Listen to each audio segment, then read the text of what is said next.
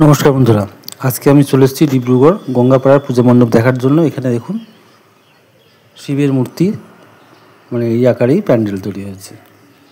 তো এই প্যান্ডেলটা স্টোন কালার দেওয়া হয়েছে, আর এখনও প্যান্ডেলের কাজ বাকি আছে।